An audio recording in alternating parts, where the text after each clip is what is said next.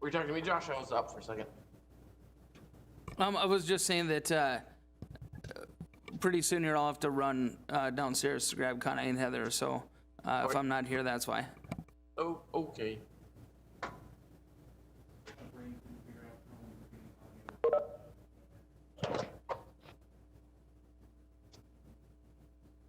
Hello.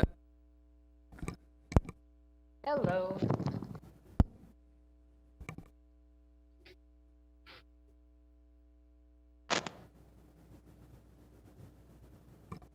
You're the first one today.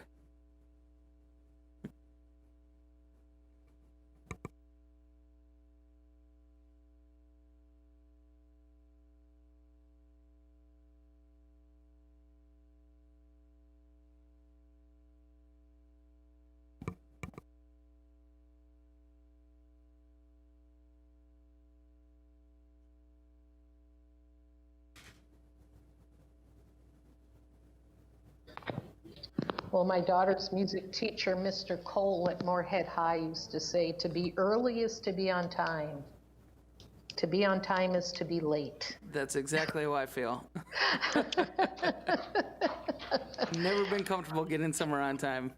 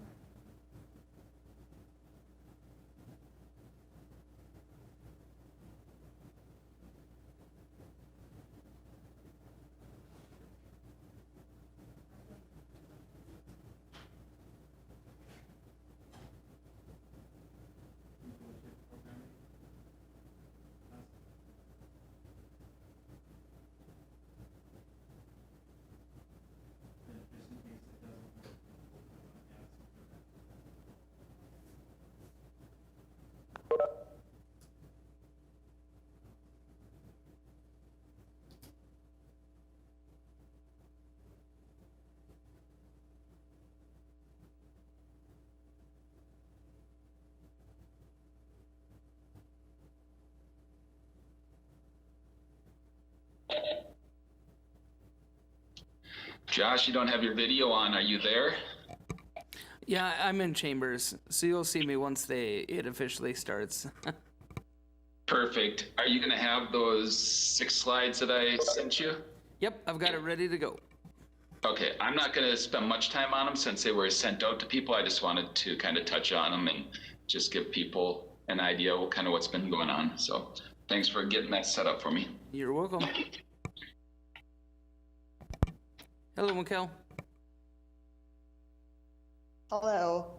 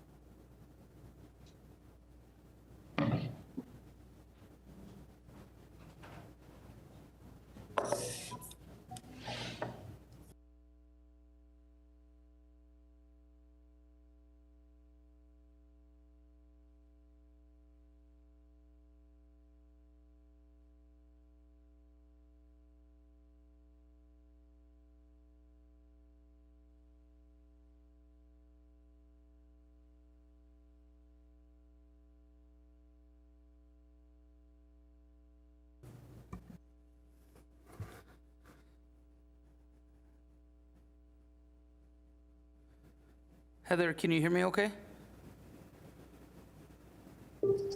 Yes. So it's 5 o'clock. I haven't heard from Connie yet. Would you be comfortable getting the meeting going? And if Connie comes in, I'll go grab him. Yikes. Yes, I would love to. Yeah, let me pull up the agenda on my phone. That's okay? Yep. Okay.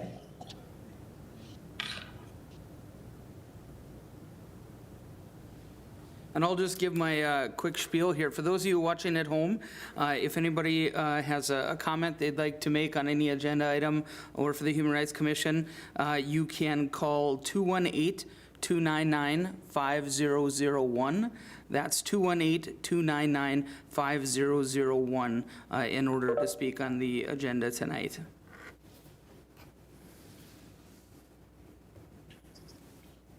Sounds good. Thank you, Josh. It is 5:01 and we'll call this meeting to order. Do we want to start with a roll call, Josh? Yep. Heather Keeler, Here. Eileen Cohen-Pearson, Here. Mikkel Pauline Normandin, Here. Shinwar Mai, Deb White, Here. Connie Odden.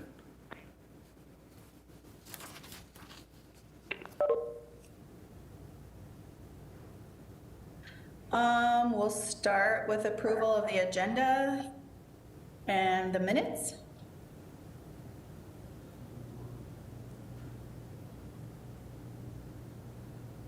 I move to approve. Deb White.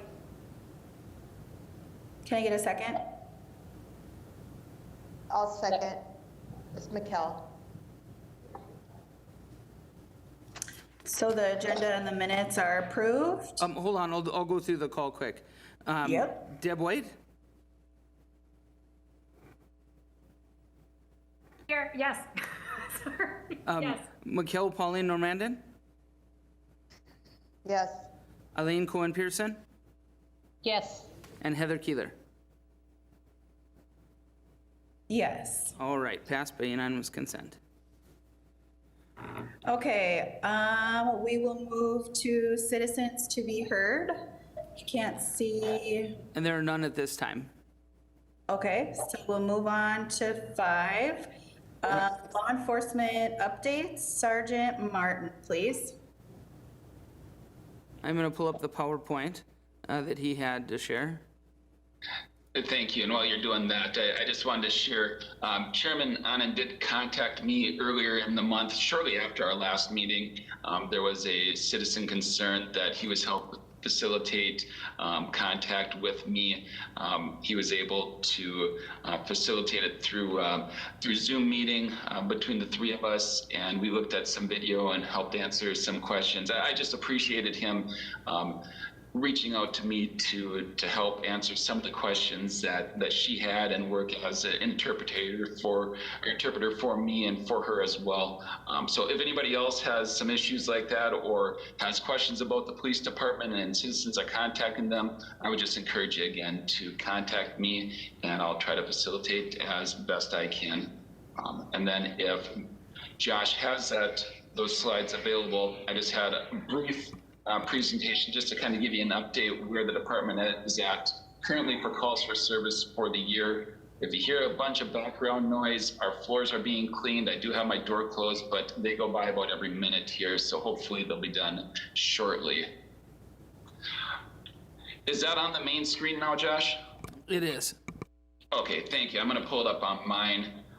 So the first one, and there's only 7 of them. I'll just spend a minimal amount of time on them. But the first one is just showing our calls for service over the last 3 months, and that's really representative pretty much for the whole year since March. You'll see that the gray shaded column is our 2020 calls for service.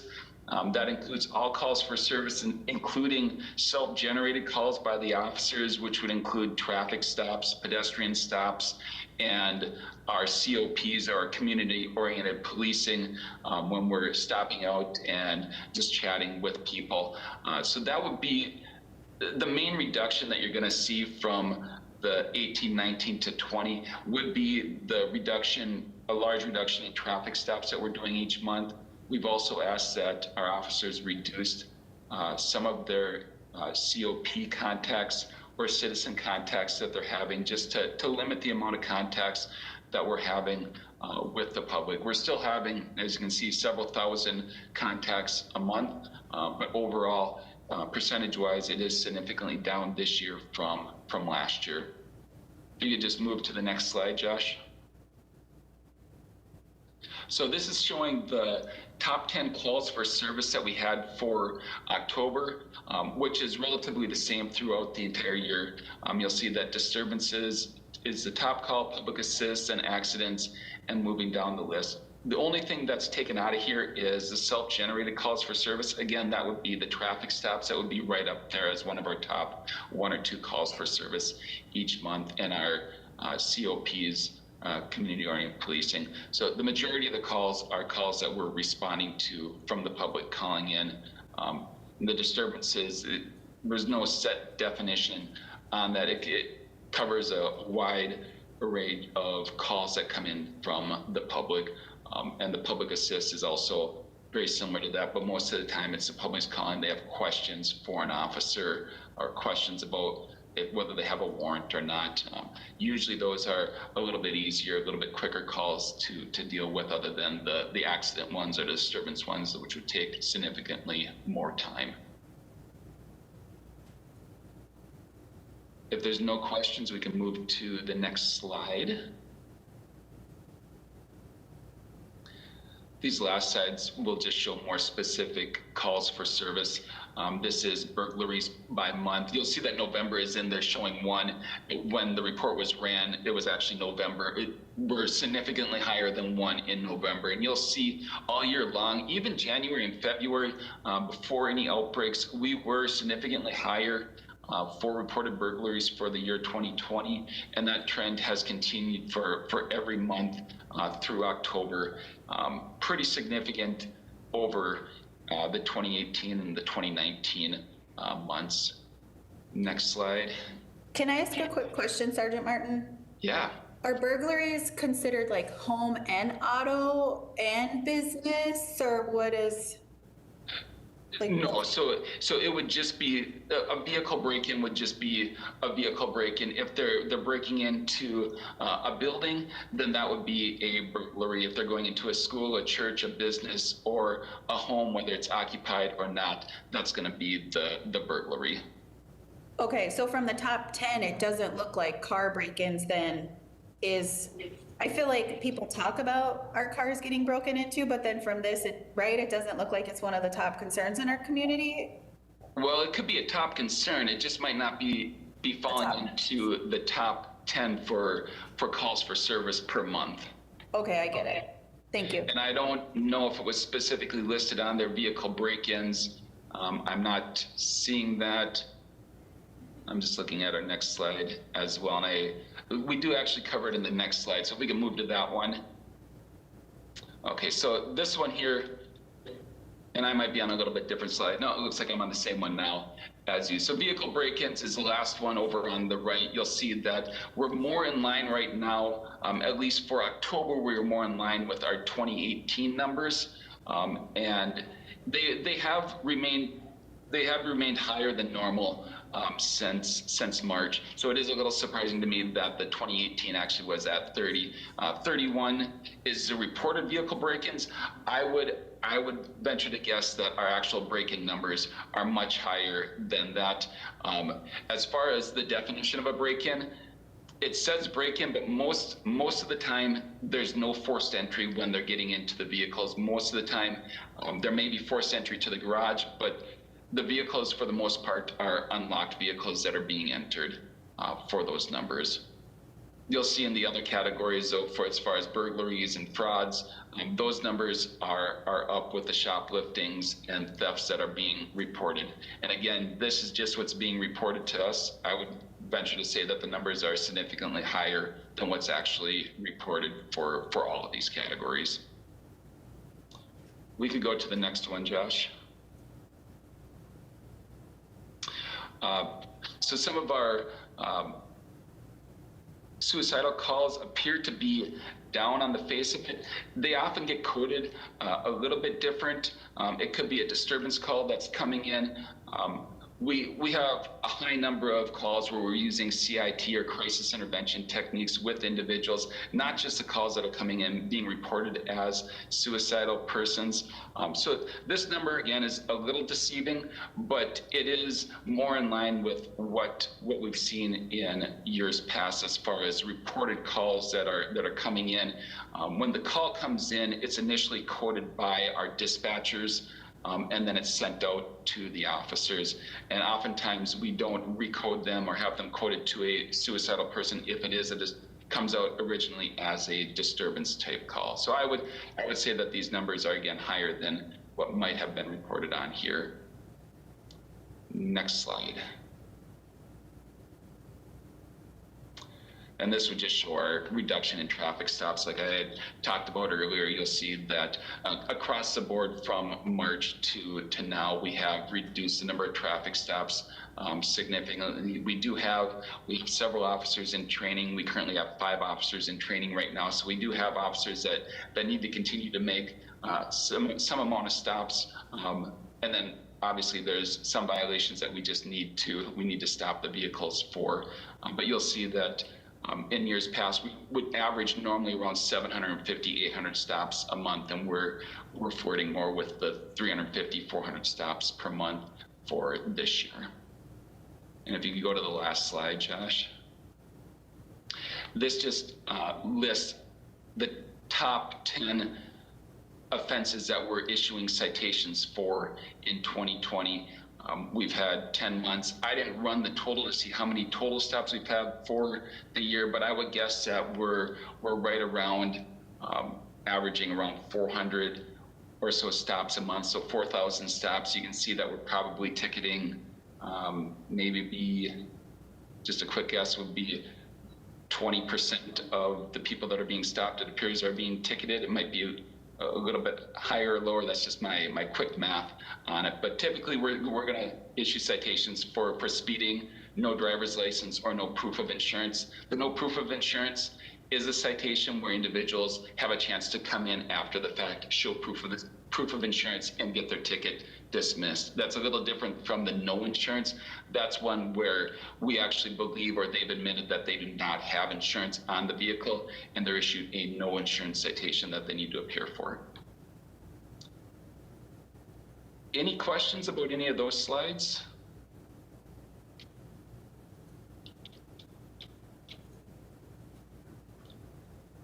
I'll call on you, Deb, if I can. Oh, I was just gonna say, I can't see. Deb's hand is raised. I was having trouble finding the raise hand function anyway. So, thanks, Officer Martin. I wanted to go back to that top 10 list you had for the top 10 reasons for calls. And I don't know so I know number 5 was medical and number 10 was impaired person. And I don't know if when you get calls on suicide threats, I don't know if that falls under one of those. Maybe, I'm wondering if that falls under medical. Typically, something else beyond that, yeah. Typically, it wouldn't fall under the medical. A medical is more often an actual medical call, but sometimes they may code it as that. It really depends on the dispatcher and how they enter it in.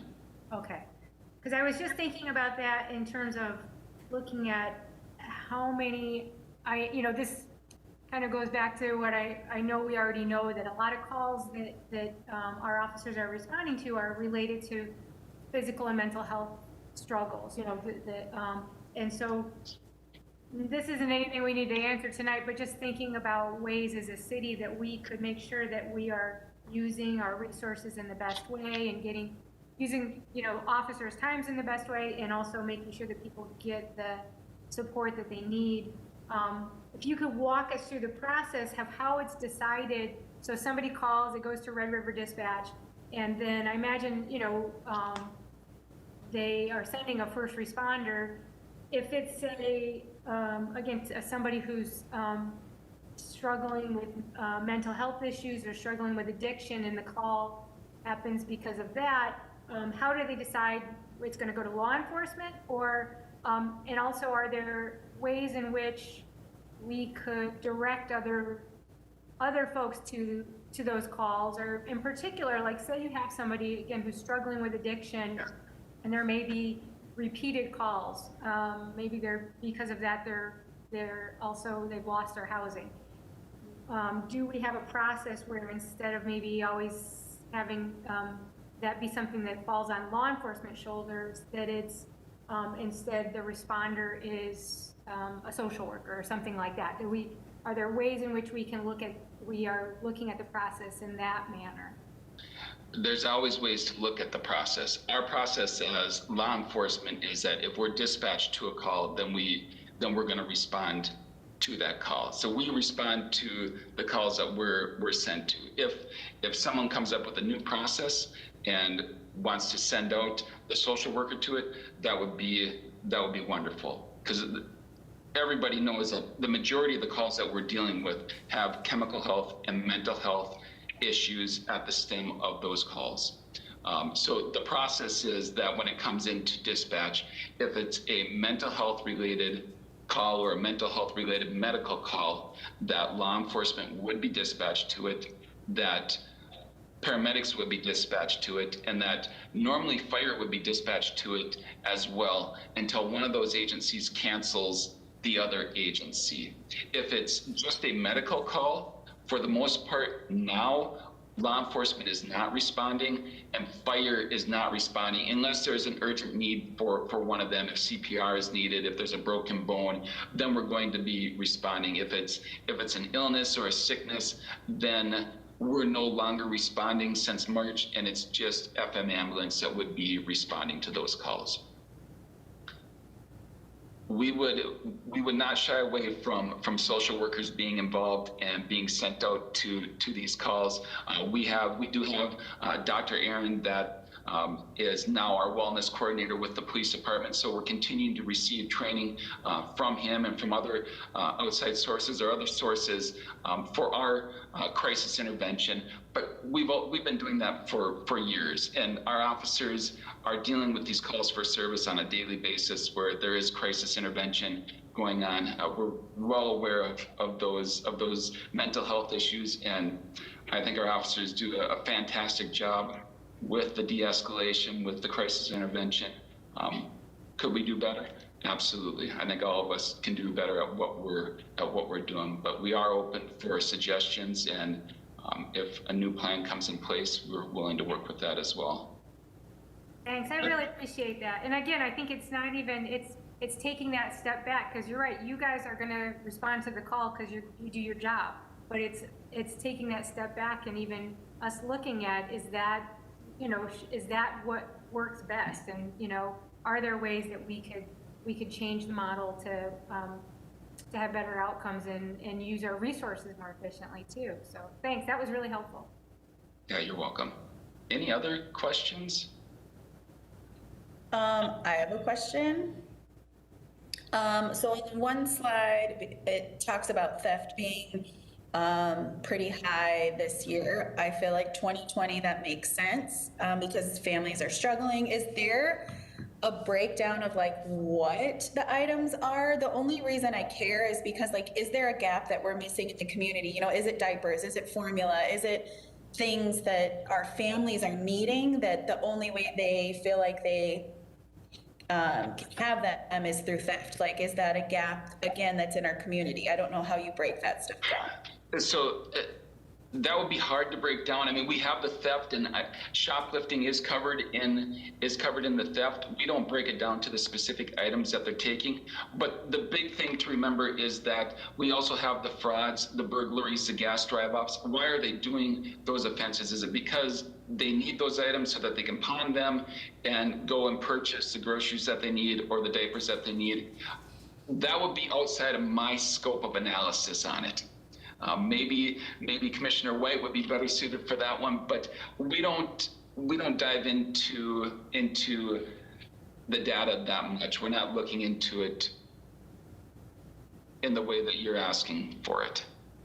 Yeah, that's okay. I guess I was hopeful, but I wasn't expecting. I just feel like this whole year has been hard on all of us, that if there's some sort of data that we can look into on how we can better serve our communities right now, I just think that it's showing up in all different spaces. So I appreciate it. And I like that you brought visuals this time. That's always helpful. Like especially in distance and virtual spaces, I do really appreciate that. Thank you. Does anybody else have any questions? Josh, you're gonna have to help me. I can't see everybody. Yep, no, nobody has their hand up.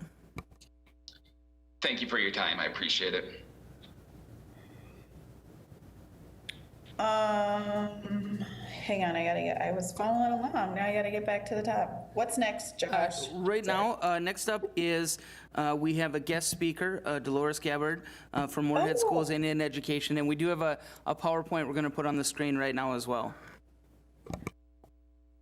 Awesome. Well, I'm really excited that you're here, Dolores. I can't wait to hear about all the awesome things. Go ahead. You're muted.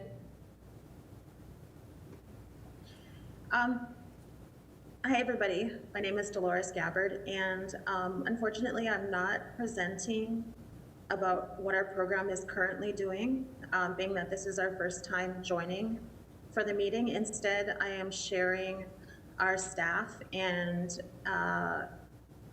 announcement for a new hiring for our district.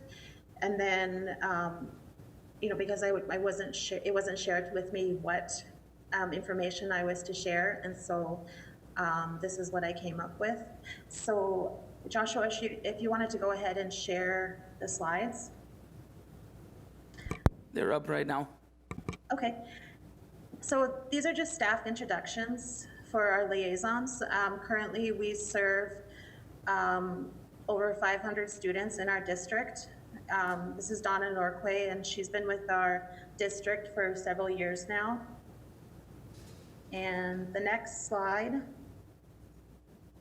is me. And I've been with the program for a few years now, and I serve students grades K through 6. All of this information is being advertised for Native American Heritage Month on our district website. And the next slide is Mackenzie Buckland, and Mackenzie works with primarily the high school students in the Moorhead School District, and she was hired this year. And the next slide is Arlen Littlewolf, and Arlen serves primarily grades 7, 8, and the high school and the Alternative Learning Center. And Arlen was also a new hire for us this school year. And then the next slide is an announcement that went out today on the district website. And this is our new Director of Equity and Inclusion, Matur Allier, I believe. And, there's a little bit right up on this side there. I've seen Matur, touring throughout the district, introducing himself and getting acquainted with everybody. And I'm sure he has a lot of learning to do as he navigates our district. And really, that's all I have for you tonight as far as a presentation. I'm certainly willing to answer any questions about our program and what we're currently doing.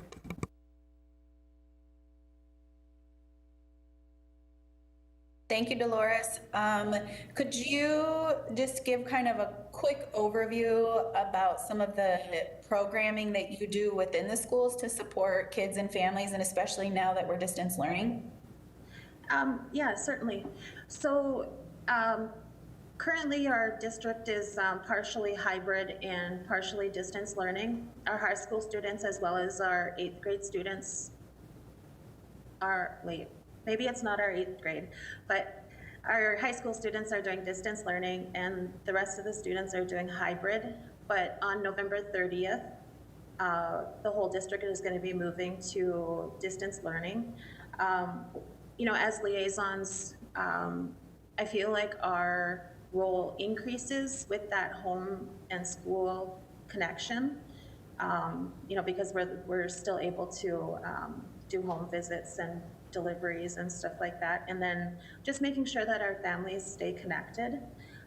We are also working on some projects currently to serve our students in a distance learning format. So, for example, we're sharing documents that students can purchase scholastic books, and then we're going to mail them to them. So just to support reading and literacy. And we have some traditional foods baskets that are coming out next month also, so that families can experience those things together during the distance learning. And we're also working on a attendance program because unfortunately during distance learning time, some of our families are having a little bit of a difficulty with that with regards to attendance. So as a team, we meet bi-weekly to address that problem. And because I didn't prepare notes, that's probably about what I have. We are doing a whole lot more things though. Any other questions? Deb has her hand up. Go ahead, Deb. Thanks for coming, and I wanted to just mention, I know that you were involved when we were working at developing Indigenous Peoples Day, and so it's nice to have you back. And I wanted to just ask your thoughts on, next year we'll be hosting it in Moorhead, and if you have any thoughts on some things that we should be looking at, in particular ways of really engaging our youth in our celebration next year. Yeah, certainly. Looking forward to that partnership.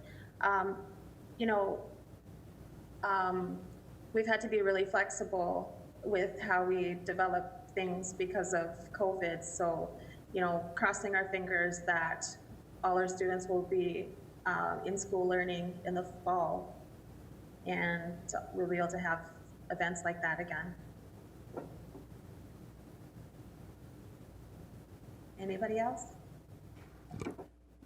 No one else has their hand up. Okay. Dolores, Yeah. so from a different hat that I wear, I'm part of the parent committee, and the work that Dolores does, really she goes above and beyond to help our students and our entire families within the community in a lot of capacities. So I think this is kind of an untapped resource that a lot of people just don't know about. And so if y'all are in communications with families that move here, and they need help getting enrolled in school, or even if it's, just getting connected to make sure that shots are updated or physicals are done so that our kids can participate in things. The Indian Education Program is phenomenal, and Dolores is really great at making those connections. And so just make sure everybody knows that this is an opportunity in our community. And Dolores, thank you for all your work that you do here. I know that I appreciate you, and I know that a lot of people other as well. So thank you. Thank you, Heather. I think we're moving on. And we have our, Johnny just messaged me. Okay, we have our Human Rights Awards. Josh, how do we want to do this since none of us are there? I know in the past we've sat around and kind of reviewed them, but do we have an idea of what this process might look like for us today? Yeah, just, the information on the nominees was in the packets.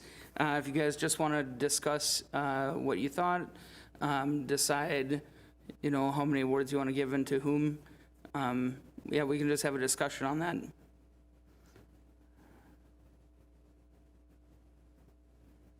So can you just refresh my memory? We did 4 last year. Is that how many we gave out? I believe we gave 2 out last year.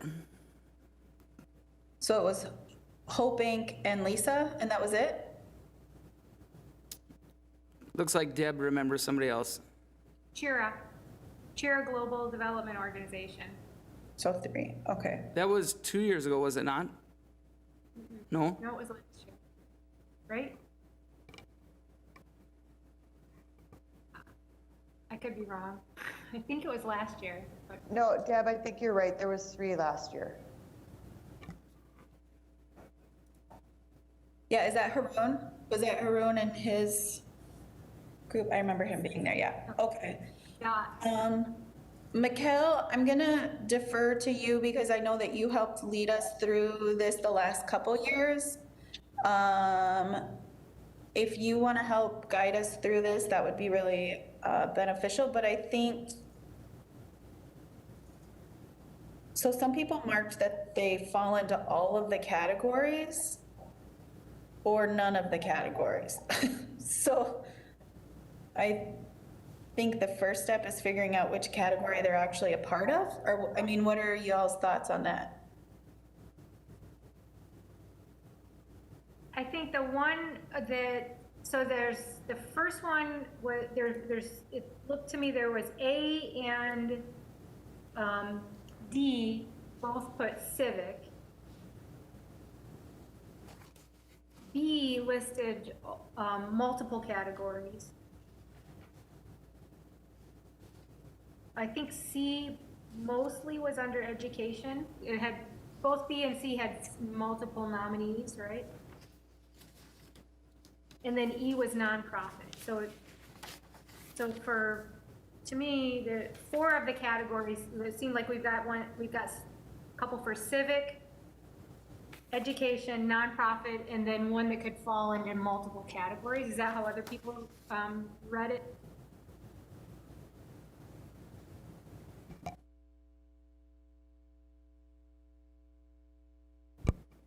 Mikkel, do you have your hand up?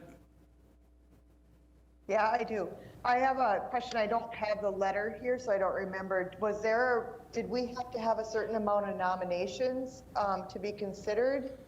No, we did not. Just like Okay. last year, we removed that requirement, but encouraged multiple applications. I think we just went, oh, sorry, my kid is playing piano in the background here. I think we just kind of, when they marked all of them, we just kind of picked, because I think there was 2 organizations or something last year that we just said, well, let's put them in youth, because they qualified under maybe different circumstances or different categories. So, I mean, it's not a hard and fast rule, I don't think. I think we could just pick whatever one we wanted if they marked all 3. Yep, that's how I recall going last year. And just to refresh your memory, it was 3 last year. It was Haroon Hader, Lisa Arnold, and Hope Inc. Yep. Hero Global was the year before.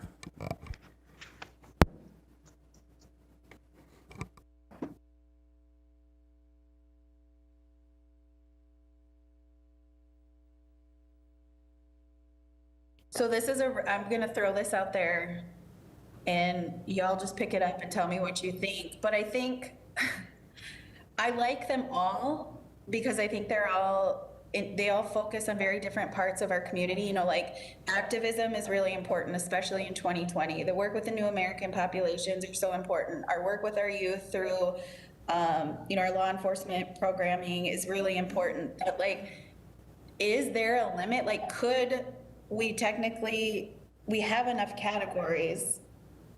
Like, could we technically award them all with an award? I mean, is that something? I was thinking the same thing. We're kind of making up our own rules, so why can't we? Mm-hmm. There's not a hard and fast rule, right? I mean, and I looked at all of them too, and I thought, they do fit in every different category, and I don't know why not celebrate everybody who's doing, I think we need some good going on here. Mm-hmm. So why not celebrate everybody? What are other people, and honestly, the only one I can't read D very well just because the way it's uploaded on my phone, but I assume that they're a great nominee as well. But what are, do we want to just take a minute and if all commissioners can just give their input on this idea? Deb has her hand up. Go ahead, Deb. I always have a similar mind. I think the one area I wasn't sure about was between A and D, because, so to me, I thought B and C both seemed really strong. They had multiple nominations. That was really clear. E was a clear application, and it's also one that we've received in the past. So they've been, well, we have one application this year, they've been nominated multiple times. So for me, B, C, and E were very obvious choices. And then A and D were both in the same category. They were both under civic. So I felt they're both there wasn't a lot of information, but on either of them, but I would lean towards A over D. But I also, if we were able to give to both, I just was a little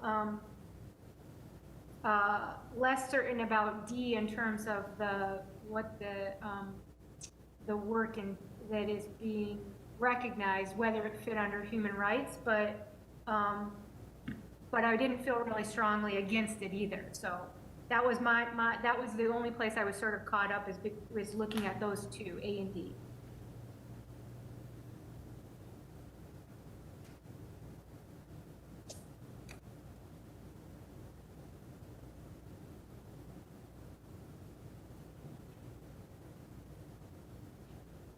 Eileen, did you have some feedback that you wanted to share? I did, thank you. I thought the same thing that Deb did. Being new to all of this, just reading each one, it seemed to me that each one stood out by itself for all the different things they do. And while I was reading it prior to the meeting, I was thinking, gosh, how do we go about choosing the things that they did? Were, whose was more important than the other? So I like the idea of everybody being awarded, if that's something that's possible, because they are in their own category, more or less, for the things that they've done or been nominated for.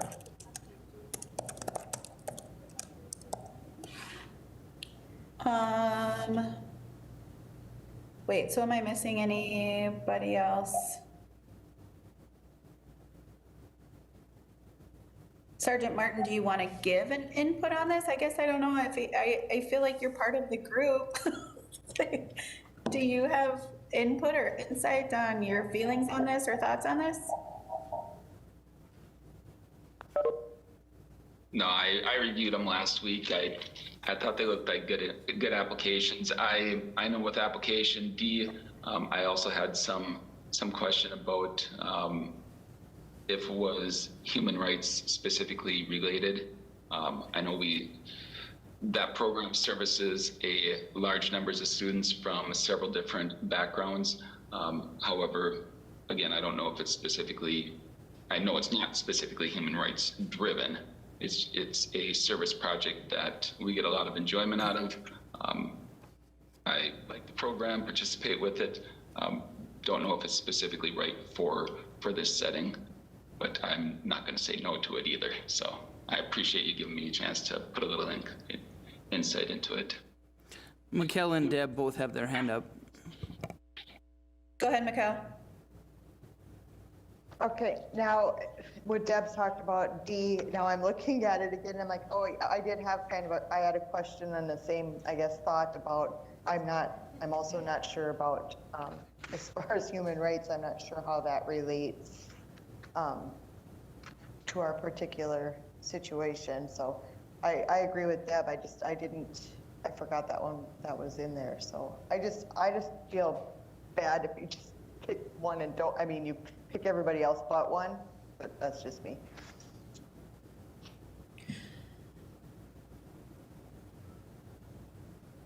I'll say that one is where it's a gray area, because the advocacy work was related to urban chickens, right?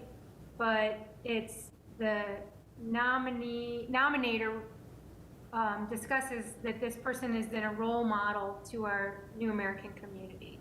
But the work itself was very, so I'm not sure, but I would be okay with also, I think, uplifting somebody becoming, serving as a role model and participating as a, in citizen engagement is a good thing too, so. Chris has his hand up as well. Yeah, I just realized that I was talking about nominee E as in Edward, not nominee D. I haven't had any I guess, any contact with that program. I know more about E than that one, so I just wanted to clarify that. So have another question back to the group. So nominee A, I feel like falls under civic and community, and I think just because of the advocacy work in it and being a voice for, you know, Black Lives Matter and the work, are we all on board with providing an award to nominee A? Are we okay there? Josh, do you want to just take notes of this? Because I'm not taking notes. Yep, I'm taking notes. I saw everybody nod their head yes on A. So when it comes to the difference between nominee B and nominee C, I feel like nominee C is more of that education piece that could not, what does everybody think nominee B would be the best umbrella to fit that award under? Would it be nonprofit or youth? What is the feedback from the group on that? I would have picked youth, and I think especially if this is somebody who's 18 and under, I would love to elevate that, the fact that it's youth that's doing this work in our community. Other thoughts?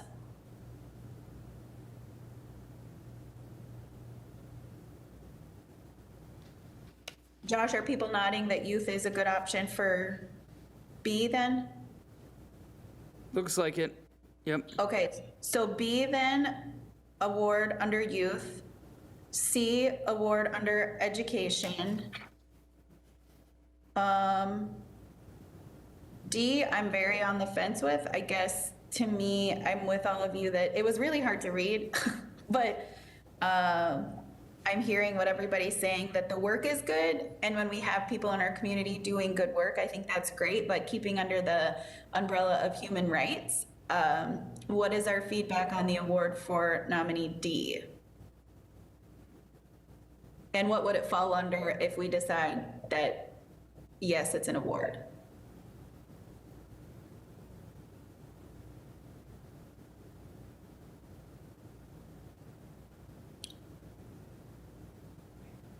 Okay, seeing no discussion, I will move on to E.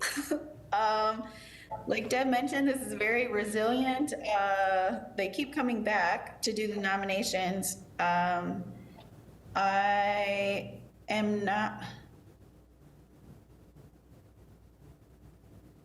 well, I'm not opposed to having this be our award under nonprofit. What do people think about that?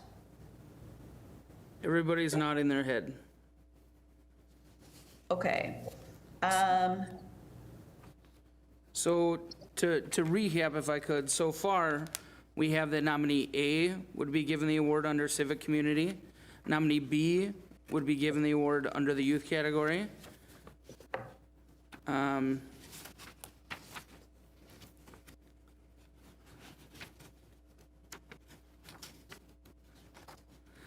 C would be given the award under the education category. E under nonprofit, and D, it looks like, well, there wasn't really a decision there. Are we skipping that one? Well, I mean, I think that other space is workforce, and I'm not sure that it falls under that. I don't know, I need input from the rest of the group on what you think. Mikhail has her hand up, and I'll just clarify, I mean, this is really all at your discretion. If you want to award two in the same category, you can go ahead and do that, but Mikhail and Deb have comments to make here. Okay, so Go ahead, Cal. I'm already talking, sorry. It's nothing new. So I think since we already have somebody, I think, who's in the civic or community, I think we skip D. I don't know that that really fits under any other category. Okay. Deb, That's did you just have my feedback? thought. Yeah, I think that's good. I would be fine with that too, because I was also thinking that, you know, we will ask each of these recipients to speak at one of our meetings on their human rights work, and I think that might be really difficult for them to think about how they're going to talk about, you know, that in terms of human rights issues. So I think we might encourage them to apply again and expand on the work that they do. But since we already have another nominee in that same category, I would be okay with not selecting that nominee D. Sounds good. Eileen, what are your thoughts? I agree. I was thinking, as far as the categories go, the other one is stronger under that category. So I think, like Deb explained, asking them to wait another year and they can always, submit again. Yeah, I think that's good. Josh, could we send like a very encouraging letter to this person? Like, thank you for the work that you're doing in this community. It's really valuable. Like, continue to do the work. Like, I would still like to really be able to recognize the work that this individual is doing, even if it's not through an award. Is that a possibility? Yep, we sure can. We did that last year as well for those that didn't receive the award. Okay, sounds good. Do we need to take a vote on that last rundown that you gave, or how do we proceed with this? Yeah, I would say go ahead and take a rundown on that vote. I mean, you can just do, I've got it marked what you guys want, and if you just want to make a motion and approve it. Sure, does somebody want to make a motion? For all of them, right? Yes. I move that we award nominee A for our civic award, nominee B for our youth award, nominee C for our education award, and nominee E for our nonprofit award for the 2020 Human Rights Awards. I'll second that motion. All right, let's see. I will go through the roll. Deb White, Yes. Mikkel Pauline Normandin, Yes. Eileen Cohen Peterson, Yes. Heather Keeler. Yes. All right. And then Josh, will you also do outreach to get them on the calendar for presentations in January and February for us? Yep, sure will. Sounds good. Thank you. Annual plan, our update. Did you just make the quick updates that we did last time? So there shouldn't really be much left, right? That's correct. Yep, I made the updates you guys requested. Those are in there. One other thing I will add in the future, currently there's a proposed budget for the city that's being reviewed. They did include some funding for HRC and Indigenous People Day celebration. So that is yet to be approved, but that's potentially going to be included. And so once we have word on that, then I'll just, as long as with your permission, I'll include just a line item what the budget is for the year. I think that's great. The other thing that I want to add just to that piece is a huge thank you to City Council making the agreement to not meet on Indigenous Peoples Day next year. That City Council will be meeting on that Tuesday. I think that that's really big because one of the things we want to be able to do is to create this opportunity of participation. So thank you to City Council and everybody who worked on moving that to Tuesday. So do we need to take a motion to approve with the addition of what Josh mentioned? Yes. So moved, Deb White. I'll second. Eileen Pearson. Do we need to do a roll call on it, Josh? Yep. Okay, Deb White, Yes. Mikkel Pauline Normandin, Yes. Eileen Cohen Peterson, Yes. Heather Keeler. Yes. Okay, moving on. Community listening sessions.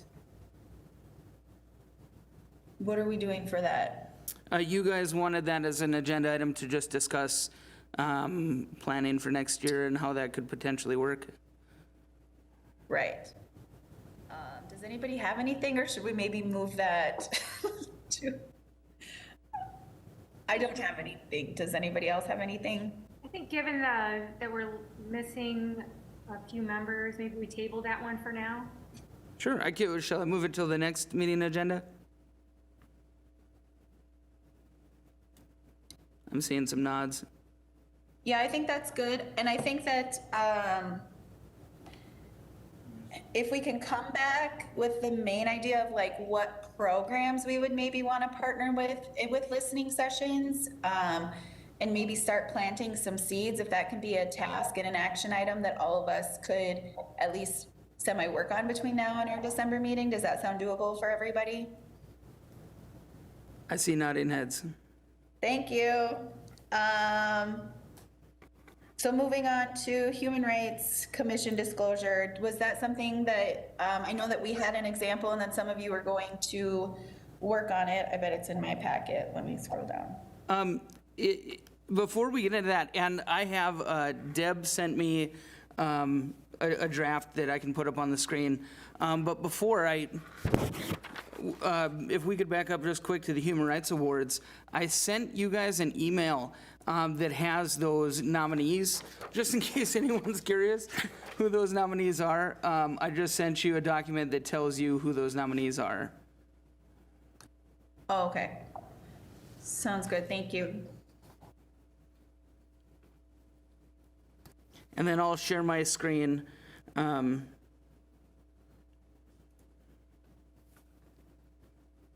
you guys see that? It's kind of blurry on my screen, but it might just be my screen. It's blurry. That's good. Can you back up just a little bit, Josh? More? How's that? I can read it. I can read it now. I don't know if others can.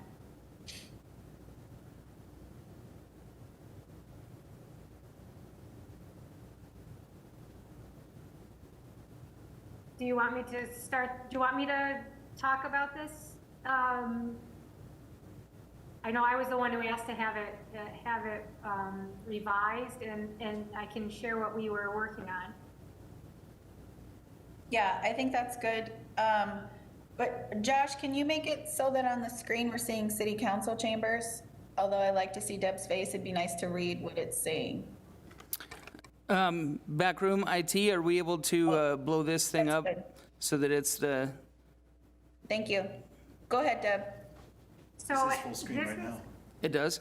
Yeah, Okay. we're up full on your laptop right now. Okay. This is the best we can do. Yeah, this is good. Thank you. Okay. Thank you.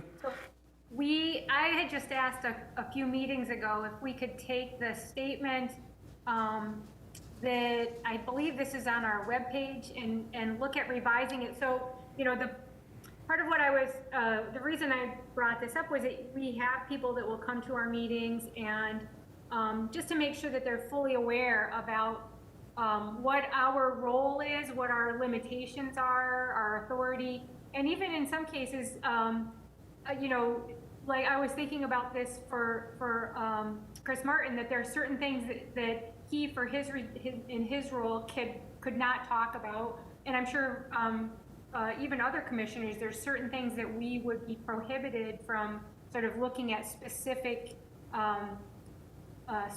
details, and so we talked about bringing in that statement, but it read to me very not very welcoming, and so I asked if we could sort of just look at if there was a way of creating a statement that was based on that conveyed the information, but in maybe a less formal language, or, you know, a little more welcoming language. And so I was really late on getting this out to Mikkel, but she was very kind to, I did some wordsmithing, and then she made some revisions too. And so we tried to keep in the things that that probably are required, but to do so in a little more welcoming language. So I don't know if this is where we would want to go, but this is what we came up with.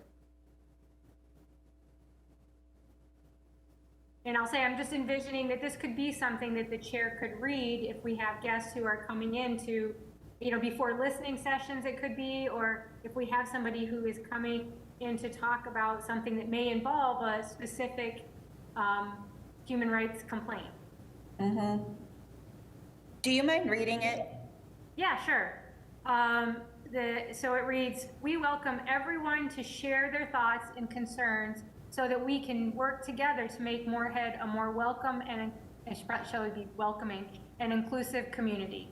We also want to make those who participate in our meetings aware of our role and authority, as these may influence how we're able to respond. Persons having human rights complaints are welcome to share their concerns at commission meetings, but must refrain from naming individuals. And that's directly from the language that, that we were drawing from.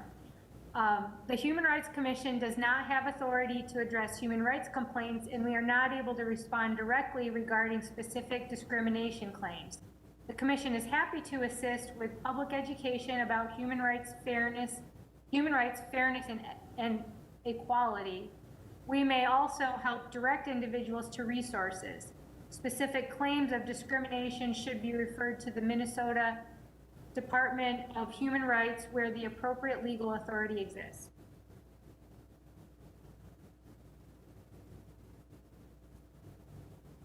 Any feedback? Does anybody have any?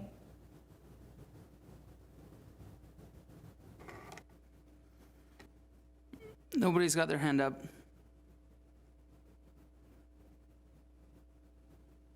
I think it's kinder than it was, or it doesn't seem as harsh. It's still quite a lot. Yeah, I mean, you know, if there was only one suggestion I had, is if there was a way that we could still cut it down just a little bit. But I think that it's reading much more kind. Josh, could you email this out? I didn't see it in the packet. Could you email it out to the group so that we could maybe just kind of review it and come back with any suggestions? That would be the only suggestion I have after hearing it. Yep, I sure can. I can email it to the group, and then we can include it on, we can just discuss it again at the next meeting. Great. And if I could add two things. One is it wasn't in the packet because I didn't get it out in time. So it's not Josh, it's me. And also one thing that would be helpful that Josh, maybe you could help us with is, I think we weren't sure, looking at the previous statement, what things we absolutely had to have in there. So for instance, that there was some language about, you know, you must not name any specific individual, and, you know, like there are things like that. I just don't know we weren't sure what things we had to include, and we wanted to make sure that we didn't take things out that we shouldn't take out. So that could be part of it. If we knew if there were other areas that are a little clunky that aren't as necessary, then maybe we could revisit that part of it. But that was our thought. In particular, Mikkel, I respected her legal expertise in figuring out like what kind of things we need to keep in there. So, and then I also didn't, again, sort of specify any particular person, like any commission, like any specific thing, just broadly people who are serving on the commission. And again, even our police liaison, I didn't specify about anyone in any particular role not being able to respond to certain things, and just did a blanket statement regarding anybody, if that makes sense. Yeah, and I'll just comment here, you know, this was put together by us in this city when the commission requested have a disclaimer that they could read.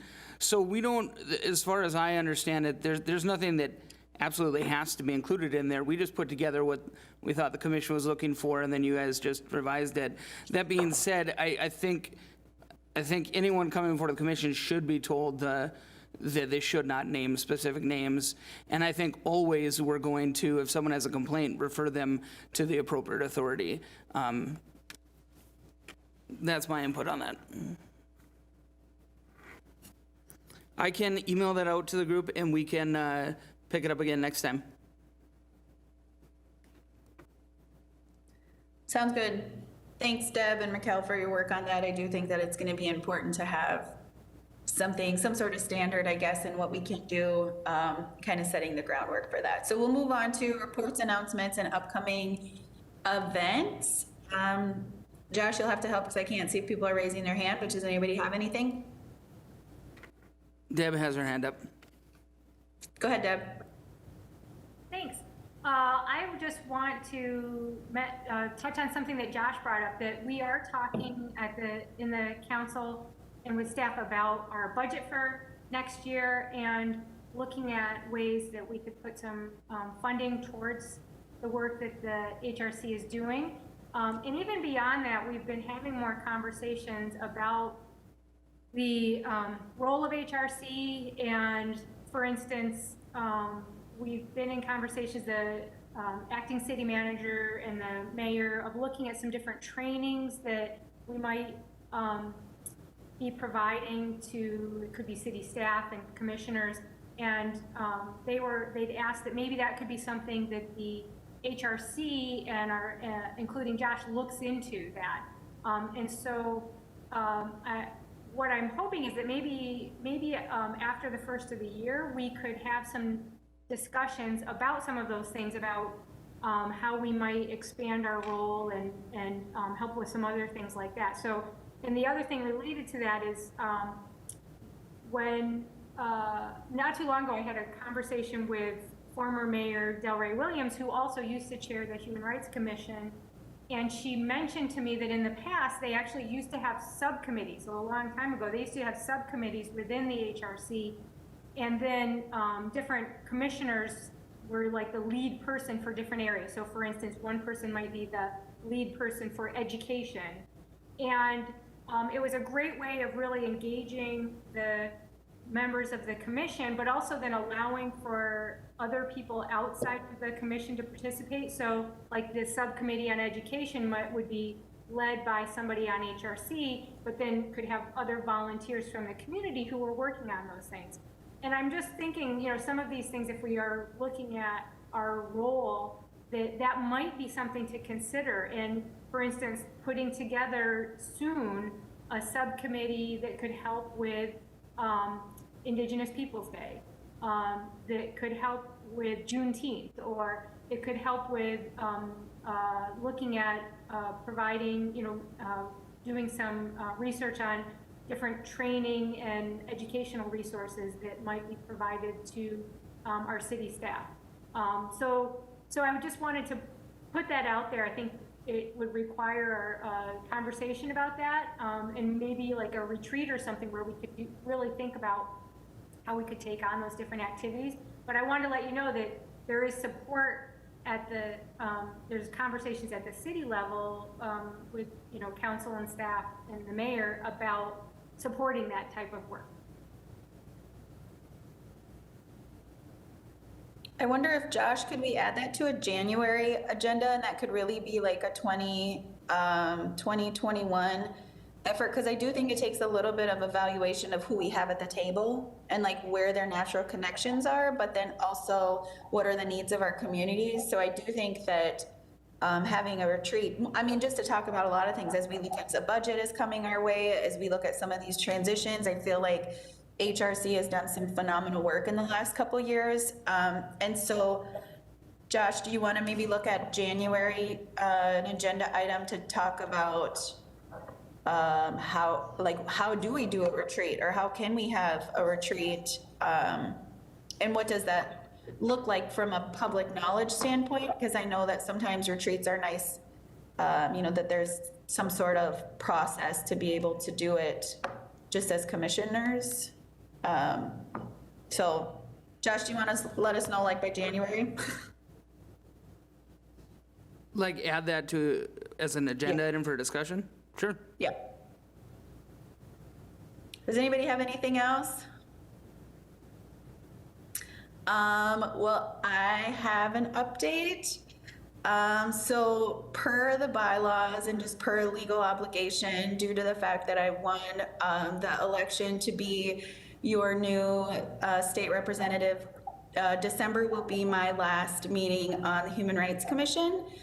So I will attend in December. We're working on what the potentials of successor looks like, but I just want to use this space to let everybody on the HRC know how much I have really appreciated the opportunity to serve with all of you. And I feel like we've really done some amazing things But that's an announcement and change that will be taking place. So there's that. Is there any other new business that we need to talk about, or are we fine to close the meeting? Mikhail has her hand up. Go ahead, Mikhail. Really quick. So we picked the people for the nomination or for the awards. Are we doing anything? Are we doing a presentation or virtual something? And because don't we usually do it in December? Yeah, typically that's been done at that first council meeting in December. They've been honored, and I'm not sure yet what that's going to look like this year. Hopefully we can include that, maybe as an online presentation during that meeting. I guess I know, we plan on doing as we have in past years, where we'll probably put out a press release listing the people that have been awarded. And then again, hopefully we'll have them at that meeting. I've got to work with our city folk to see what we can arrange. Okay, so then we usually, so then we do have, is it the meetings, are they virtual then? Yes. Okay, so then maybe somebody from the human rights can, from our group can participate as well, so that they're, I don't know, I just feel like it's December and. No, I'm glad you brought that up. It would happen before our next meeting. Right? Assuming that we can get something arranged for a presentation during the first council meeting in December, is there somebody available willing to present from this group? Who knows from day to day, but it's a Monday, right? Yes, it would be Monday, December 14th. Right. Okay, can we just kind of email, I can let you know, I don't know what my schedule is right off the top of my head, but maybe Condi's available, but I just wanted to mention that we should probably do something, since I think we usually do it in December, so figure that out. We'll figure it out and we'll communicate. Okay, perfect. That's all I have, I'm done then. I guess that kind of follows up too, Josh. Did you get any information back about us having social media? Because this would be a space that maybe we could, share like the individuals, their awards, and kind of the stories that were shared with us on a social media platform, or is that something that we could do on just the official like City of Moorhead social media platform? We don't have the ability yet to do it as a commission. I'm guessing that we could share some information on the city platform. Typically what we've done in the past is we've done a press release where we've had tried to compile kind of brief bios on the award winners. And then I believe that's something that we could share likely on the city Facebook page as well. Okay, sounds good. Yeah, I'm thinking like if it could be like a post, like a picture of them, their story, so that we can really share that out in our community more than just like an article. So, but we can talk more about what maybe something like that would look like. I just think that we need to get this out as much as possible because this work is so important in our community. So let us know what we can do to help with that, Josh. Will do. And in the last couple of years, the media has usually picked up this event as well. So hopefully they will again. Sounds good. If nobody has anything left, we will adjourn the meeting at 6:09. Thanks, everyone. Have a good week. Thanks, bye.